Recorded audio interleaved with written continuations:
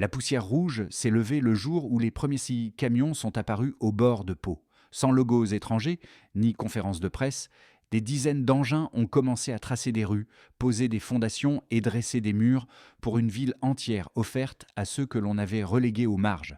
Que signifie, pour quiconque regarde l'Afrique de loin, le fait qu'Ibrahim Traoré lance 50 000 maisons gratuites sans demander la bénédiction des vieilles puissances, ni signer de nouvelles chaînes de dettes? Si cela devient possible ici, que devient impossible ailleurs? Tout au long des premiers jours, l'ampleur du chantier restait difficile à saisir pour quiconque observait la scène depuis Pau ou depuis Ouagadougou. La promesse implicite était simple et directe: offrir une stabilité concrète à ceux qui n'en ont jamais reçu. Ce projet, construit sans logos internationaux et sans dettes annexées, déplaçait d'un coup les lignes habituelles des récits africains. Et c'est précisément ce déplacement qui faisait naître à la fois l'enthousiasme populaire et les inquiétudes silencieuses de certains acteurs extérieurs. À mesure que les maisons s'alignaient, le risque devenait clair. Si une ville entière pouvait émerger uniquement grâce à des ressources africaines, alors les anciennes équations de dépendance perdaient brutalement leur crédibilité. Et c'est ici que surgit la question que beaucoup évitaient de formuler à voix haute. Que se passe-t-il lorsque le succès d'un projet local remet en cause les mécaniques qui, pendant des décennies, avaient semblé immuables? Ce renversement, observé par les habitants et amplifié par les vidéos amateurs, est devenu le cœur du débat, un point de tension qui, paradoxalement, augmentait encore la portée du chantier. Car si ce modèle fonctionnait une fois, il pourrait fonctionner ailleurs. La première révélation s'est imposée bien avant que quiconque ne comprenne son ampleur. En quelques semaines seulement, les fondations de dizaines de blocs avaient jailli du sol poussiéreux de Pau, comme si un plan longtemps dissimulé venait d'être déclenché. Et ce chiffre, 50 000 logements gratuits promis aux déplacés et aux oubliés, circulait déjà, porté par des murmures qui devinrent rapidement certitudes. Lorsque les habitants virent les premiers camions entrer dans le village, sans logo étranger, sans ONG, sans document officiel en français juridique, la stupeur initiale se transforma en interrogation profonde. Tout semblait organisé, méthodique, silencieux, comme si une main invisible avait décidé d'avancer sans demander la permission de personne. Les premiers témoignages, transmis par les radios locales, racontaient la même scène: travailleurs locaux, outils simples, consignes brèves. Parmi ceux qui se sont approchés, un jeune vendeur d'eau entendit pour la première fois le nom d'Ibrahim Traoré, lié non pas à un discours, mais à des murs déjà debout. C'est là que la dynamique a changé. Les habitants de Pau avaient connu des projets étrangers abandonnés en plein chantier, des contrats éclatants qui ne laissaient derrière eux que des dettes, des divisions et des promesses crevées avant même d'être tenues. Alors, face à ces nouvelles constructions dont aucun bailleur international ne revendiquait l'origine, la méfiance se superposa à l'espoir naissant. Certains pensaient à une base militaire secrète, d'autres à une exploitation minière déguisée. Pourtant, aucun camion ne transportait autre chose que du ciment, des briques et de l'eau. Puis les vidéos amateurs commencèrent à circuler. De vues aériennes en messages WhatsApp, une ville prenait forme sans financement occidental affiché, et ce simple fait déstabilisait les récits habituels sur la dépendance africaine. Chaque mur érigé devenait une réponse concrète aux décennies de projets incomplets imposés depuis l'extérieur. En quelques jours, le silence des grandes radios étrangères devint lui-même un signe. Quelque chose échappait au cadre attendu, et ce glissement subtil allait alimenter la tension des semaines suivantes. Au fil des jours, une figure inattendue devint le fil conducteur du chantier. Issa, ce jeune vendeur d'eau de 26 ans, qui avait d'abord approché les ouvriers par simple curiosité. Son étonnement, puis sa conviction rapide que quelque chose d'inédit se déroulait sous ses yeux, transformèrent son rôle. Dans les ruelles improvisées de Pau, il devint un témoin privilégié, celui qui voyait la ville naître brique après brique. Le premier tournant arriva lorsqu'il rentra chez lui, affirmant à sa mère que les maisons n'étaient pas une promesse de campagne, mais une réalité que l'on pouvait toucher du doigt. Le récit de cette soirée, ponctué par les larmes de sa mère, des larmes d'espoir plutôt que de fatigue, circula rapidement parmi les habitants. Ce fut la première petite histoire à donner un visage à l'immense chantier. Une deuxième scène marqua les volontaires, celle d'un vieux père de famille, observant en silence le toit de sa future maison. Lorsqu'un ouvrier lui demanda ce qu'il regardait, il répondit simplement qu'il ne savait pas à quoi ressemblait un chez-soi depuis la guerre de 2011. Cette phrase, transmise de bouche à oreille, renforça la compréhension de l'impact intime du projet. Dans ce contexte, les habitants associaient de plus en plus souvent le nom d'Ibrahim Traoré à une action directe, débarrassée des détours bureaucratiques et des dépendances habituelles. Le lien n'était pas politique, il était pragmatique, presque brutal, forgé par la présence tangible des murs qui montaient même semaine après semaine. Et pour ceux qui suivaient ces débuts, une conclusion s'imposait déjà. Tout changement réel commence au ras du sol. Au départ, tout semblait n'être qu'un mouvement de terre anodin. Quelques camions, des ouvriers silencieux, des tranchées creusées à l'aube. Pourtant, la séquence qui suivit donna à l'ensemble une cohérence inattendue. L'instant d'activation fut clair. Dès que les premières fondations furent tracées, les habitants comprirent que le chantier ne ressemblait à aucune des tentatives avortées du passé. Aucun logo étranger, aucune réunion officielle, aucun discours solennel. Seulement une instruction reprise d'un chantier à l'autre. Construire, avancer, ne pas s'arrêter. Ce fut le premier signal que quelque chose d'inhabituel venait de commencer. Puis arriva la montée en intensité. Chaque semaine, les murs prenaient de la hauteur, les toits se multipliaient, les routes se dessinaient dans la poussière rouge. Les habitants observaient ce rythme presque militaire, mais sans la présence d'armées étrangères ou de superviseurs venus de l'extérieur. Les vidéos amateurs, filmées depuis des drones artisanaux ou des téléphones anciens, circulaient à grande vitesse, dévoilant une ville entière qui se développait à vue d'œil. Les rumeurs s'amplifièrent. Certains affirmaient que le financement provenait d'un accord secret, d'autres imaginaient une opération géopolitique dissimulée. Pourtant, les preuves visibles contredisaient ces théories. Seuls des travailleurs locaux, des matériaux bruts et un silence qui semblait protéger le chantier d'un monde qui n'était pas prêt à le reconnaître. C'est dans cette phase de tension croissante qu'apparut une forme discrète de résistance. Les familles qui profitaient des loyers abusifs des anciens quartiers précaires virent leurs intérêts menacés par la multiplication des nouveaux logements. L'économie informelle fondée sur la misère commença à vaciller. Des menaces anonymes apparurent sur certains murs. « Vous détruisez nos affaires ». Mais ces tentatives d'intimidation se révélèrent vaines. Les habitants repeignaient les murs, renforçaient les clôtures et retournaient au travail.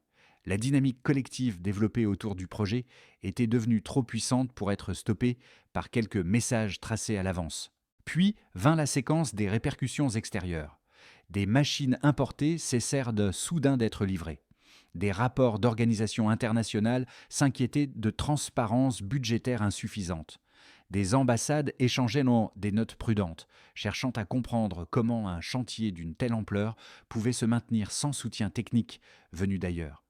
Ce fut le moment où le nom d'Ibrahim Traoré s'imposa dans les discussions, non pas comme une figure distante, mais comme l'incarnation d'un projet qui changeait l'équilibre des dépendances habituelles. Une ville érigée sans tutorat extérieur devenait à elle seule une déclaration politique, même si personne sur place ne parlait de politique. Le contre-coup final arriva lorsque la première clé fut remise à Aminata, la vieille femme qui avait vécu des années sous une bâche. La scène, simple et silencieuse, déclencha une vague d'émotion dans toute la communauté. Ce fut le point de bascule qui transforma le chantier en symbole continental. Une maison modeste, un geste sans micro mais une rupture claire avec des décennies d'attente. Les jours suivants confirmèrent cette évolution. L'espoir s'organisa, les familles s'entraidèrent, les volontaires affluèrent et la ville devint plus qu'un projet, un mouvement. L'un des aspects les plus frappants du chantier résidait dans la précision inhabituelle avec laquelle les habitants observaient son évolution. Le projet, bien que silencieux et sans communication officielle, produisait des chiffres que même les sceptiques ne pouvaient ignorer. Le premier repère quantitatif était le plus symbolique, 50 000 maisons annoncées dès les débuts comme objectif structurel. Cette échelle, rarement atteinte dans une zone longtemps considérée comme marginale, révélait une ambition impossible à minimiser. Ces 50 000 unités représentaient une inversion claire des dépendances habituelles. L'idée que des travailleurs locaux puissent porter une telle charge logistique sans logo étranger heurtait encore les analyses extérieures, mais les murs en construction confirmaient chaque semaine l'avancée réelle d'un chantier que les habitants suivaient presque comme un calendrier rituel. Les anciens se souvenaient des projets interrompus après quelques fondations. Et c'est précisément ce contraste qui donnait au premier chiffre sa force. Il ne s'agissait plus d'une promesse abstraite, mais d'un horizon concret. Le second repère arriva de manière totalement imprévue. 3000 milles de vues en 48 heures pour la vidéo captée par un jeune opérateur de Bobo Dioulasso. Le survol, simple et brut, révéla une ville déjà modelée par des dizaines de rues et des milliers de toits. Ce volume de vues indiquait une résonance populaire difficile à contenir officiellement. Aucune campagne institutionnelle n'avait été lancée, aucun média occidental n'avait relayé l'information. Et pourtant, l'image du drone envahit les plateformes africaines. Les observateurs constatèrent alors que la narration, d'ordinaire façonnée par des acteurs externes, se recomposait dans un espace numérique largement communautaire. Ce fut un moment charnière. Les débats, qui jusque-là restaient locaux, commencèrent à franchir les frontières par la seule force d'un témoignage visuel. Le succès de la vidéo amplifia la portée du chantier, tout en rendant plus visible le silence des grands réseaux internationaux. Le troisième repère, sans doute le plus concret pour les habitants, surgit 2 mois après la remise de la première clé. 20 000 maisons déjà habitées par des familles autrefois dispersées entre camps de fortune, quartiers précaires ou zones touchées par l'insécurité. Pour les gens du terrain, ce chiffre matérialisait un changement immédiat dans les conditions de vie quotidiennes. Ces 20 000 foyers installés confirmaient une transformation durable du tissu communautaire. Les files d'attente devant les points d'eau diminuèrent, des écoles improvisées réapparurent dans les cours et les réseaux d'entraide se recomposèrent. Les volontaires affluaient, convaincus qu'ils contribuaient à une reconstruction qui ne leur serait pas reprise. Dans cette dynamique, le nom d'Ibrahim Traoré circulait davantage comme symbole d'une rupture opérationnelle que comme celui d'un dirigeant traditionnel. Pour de nombreux habitants, le geste politique se confondait avec le geste concret, rendre un toit à ceux qui n'en avaient plus. Ces 3 chiffres, bien que modestes, face aux statistiques mondiales, suffisaient à reconfigurer la perception d'un projet né sans annonce formelle. Il formait une ossature claire, une série d'indicateurs suivis non par des analystes étrangers, mais par une population qui lisait dans chaque mur un fragment de dignité retrouvée. 2 lectures opposées du projet émergèrent rapidement, chacune portée par des arguments suffisamment consistants pour mériter d'être entendus.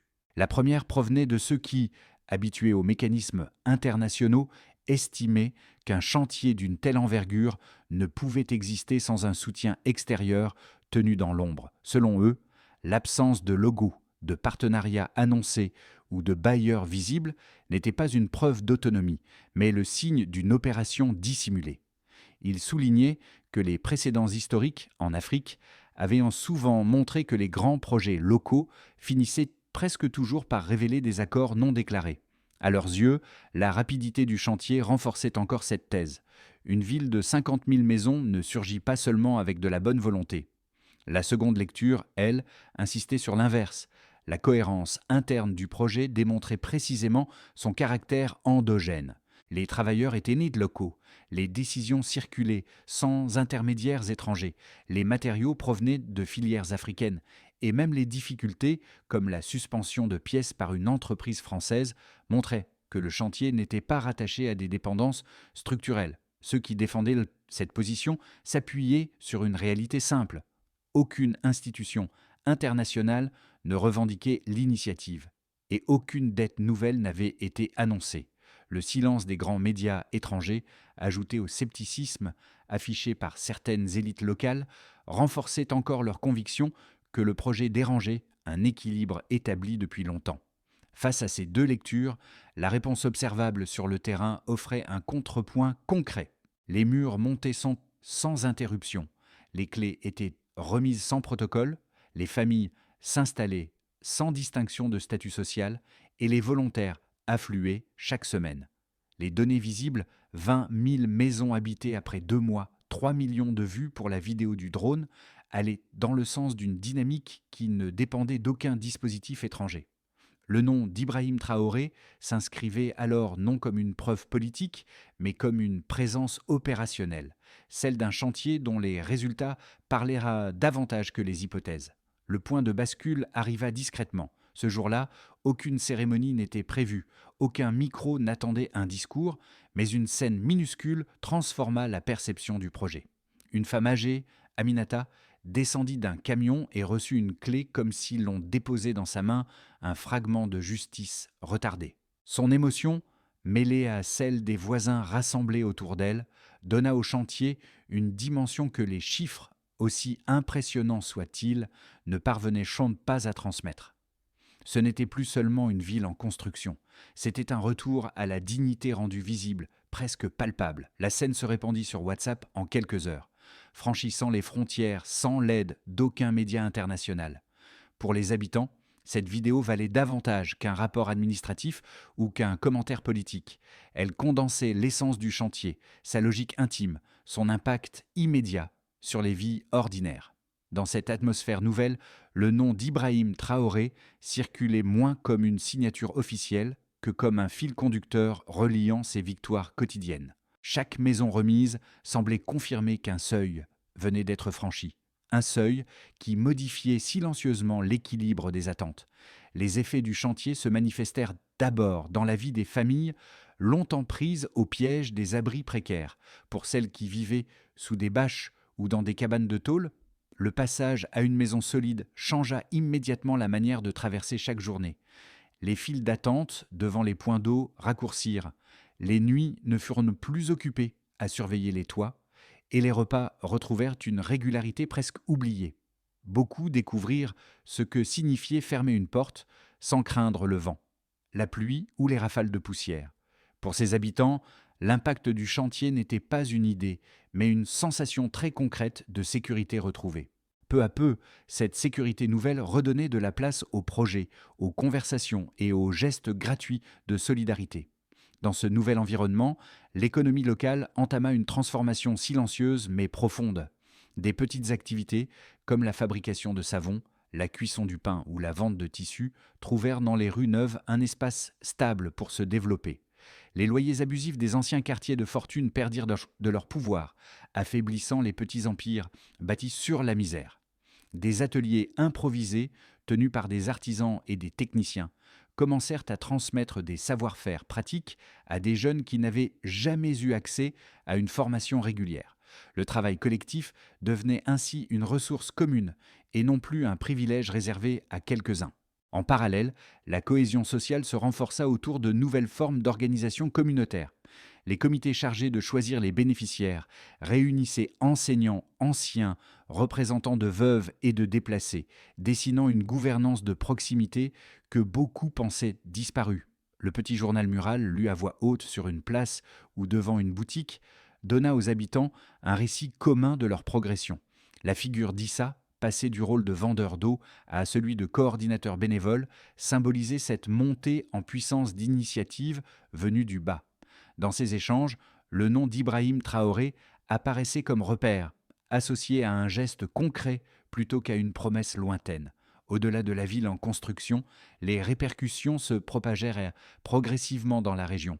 La venue d'une délégation de leaders communautaires du Mali montra que l'expérience ne restait plus confinée à Pau, mais alimentait déjà les réflexions d'autres territoires. La vidéo du drone, vue des millions de fois, ouvrit des discussions nouvelles sur la capacité des sociétés africaines à bâtir sans tutelle explicite. Les réactions prudentes de certaines chancelleries et les commentaires critiques d'analystes extérieurs révélèrent une inquiétude diffuse face à ce modèle.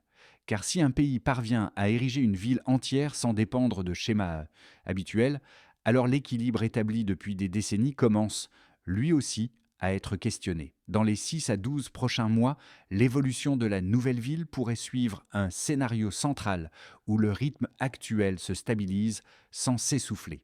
Les maisons continueraient à être occupées progressivement. Les services de base s'organiseraient autour des écoles improvisées, des petits postes de santé et des marchés naissants, tandis que les comités locaux consolideraient leurs méthodes de sélection et de médiation. Dans cette trajectoire, le chantier resterait avant tout un outil de reconstruction sociale, plus qu'un symbole médiatique. Les habitants poursuivraient leur appropriation des lieux par des journaux muraux, des espaces de discussion et des formes simples d'entraide quotidienne. Petit à petit, la ville serait perçue comme un fait accompli, intégré à la carte mentale du pays. Un second scénario, plus optimiste, verrait le projet inspirer ouvertement d'autres initiatives régionales. Des délégations venues de pays voisins se multiplieraient, cherchant à adapter la méthode à leur propre réalité politique et matérielle. Les expériences de formation technique menées sur place deviendraient un laboratoire vivant où des jeunes d'horizons différents viendraient apprendre des métiers concrets liés à la construction, à l'énergie ou à l'entretien des infrastructures. Dans cette hypothèse, les plateformes numériques continueraient à relayer des images de la ville, renforçant l'idée qu'un modèle de développement centré sur les ressources locales est possible et reproductible. Le nom d'Ibrahim Traoré serait alors souvent mentionné comme point de référence, sans pour autant devenir le centre exclusif du récit. Un troisième scénario, plus tendu, reposerait sur une intensification des pressions extérieures, à mesure que le projet gagnerait en visibilité symbolique. Des rapports critiques pourraient gagner en audience, des fournisseurs étrangers pourraient durcir leur position, et certaines élites locales, inquiètes pour leurs intérêts, tenteraient d'exploiter les moindres difficultés du chantier. Dans ce cadre, la ville resterait debout, mais son image serait contestée, prise entre admiration populaire et soupçons amplifiés depuis l'extérieur. Une partie de l'énergie devrait alors être consacrée à répondre aux attaques symboliques autant qu'aux défis matériels, que ce soit par la transparence des chiffres ou par la multiplication de témoignages directs. Ce scénario le plus sombre ne signifierait pas l'échec immédiat, mais l'entrée dans une phase où la question centrale deviendrait jusqu'où une expérience locale peut-elle continuer à avancer sans être récupérée ou étouffée. Pour de nombreux habitants du pays, les effets du chantier dépassaient largement la simple question du logement. Ceux qui avaient vécu des années dans l'incertitude retrouvaient une forme de stabilité émotionnelle, un espace où l'on pouvait enfin se reposer sans redouter chaque pluie ou chaque nuit. Les parents, longtemps absorbés par la survie quotidienne, redécouvraient la possibilité de planifier la scolarité de leurs enfants ou de reprendre des activités productives abandonnées. Beaucoup exprimaient un soulagement discret, celui qui apparaît lorsque la peur cesse de dicter tous les gestes. Dans un second cercle, composé de jeunes actifs et de travailleurs informels, la nouvelle ville représentait un terrain d'apprentissage inédit. Les ateliers improvisés, animés par des artisans ou par des techniciens locaux, offraient des opportunités que les écoles traditionnelles n'avaient jamais pu assurer. Certains s'y voyaient une occasion de se reconvertir, d'autres y trouvaient un premier espace où leurs compétences étaient enfin reconnues. La figure d'Issa, devenu coordinateur d'équipe bénévole, montrait que cette dynamique n'était pas réservée à une élite.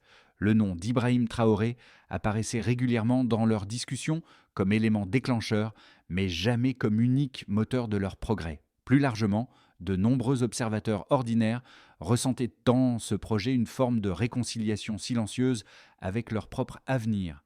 Les familles, réunies après des années de séparation, trouvaient dans la nouvelle ville un lieu où reconstruire des liens. Les femmes, longtemps surchargées par les tâches de survie, utilisaient les nouvelles rues pour créer des réseaux d'échange et de production. Des personnes âgées, parfois oubliées dans les campements, découvraient une communauté prête à les réintégrer. Pour ce groupe plus large, le chantier devenait un miroir où chacun pouvait projeter un futur moins fragilisé, un futur où la dignité n'était plus une exception. La consolidation du projet nécessitait une feuille de route capable d'ancrer les progrès visibles dans une continuité maîtrisée. La première étape reposait sur l'organisation locale, renforcer les comités mixtes composés d'enseignants, d'anciens, de représentants de veuves et de familles déplacées. Leur rôle serait d'assurer une répartition transparente des nouveaux logements, tout en consignant les critères utilisés dans un registre accessible à tous. La mesure de leur efficacité pourrait se faire à travers le suivi des délais de remise des clés et la régularité des réunions publiques. Cette base sociale, déjà présente dans la ville naissante, offrait un point d'appui solide pour éviter les dérives ou les favoritismes. Un second axe concernait la formation technique. Les ateliers mis en place par les volontaires et les artisans pourraient être structurés en modules courts, centrés sur l'encadrement, la plomberie, l'électricité ou la maintenance des toits. En créant des sessions régulières, les jeunes disposeraient d'un socle professionnel directement applicable à l'entretien de la ville. L'impact se mesurerait par le nombre de réparations locales effectuées sans recours à des équipes extérieures. Cette autonomie technique réduirait les coûts et renforcerait la cohésion communautaire. Le troisième volet, plus transversal, toucherait à la production et à la circulation d'informations. Le journal mural, déjà essentiel pour maintenir un récit commun, pourrait intégrer un panneau de données actualisé chaque semaine. Accès à l'eau, disponibilité de l'énergie solaire, fréquentation des écoles improvisées, participation aux travaux collectifs. Ces indicateurs, suivis par le Centre populaire de monitoramento, permettraient de détecter rapidement les besoins ou les ralentissements. Dans cette dynamique, le nom d'Ibrahim Traoré resterait associé à une idée simple: organiser la continuité plutôt que multiplier les discours. En combinant ces étapes, la ville pourrait entrer dans une phase où la gestion quotidienne deviendrait un exercice partagé, fondé sur des pratiques mesurables et une responsabilité distribuée.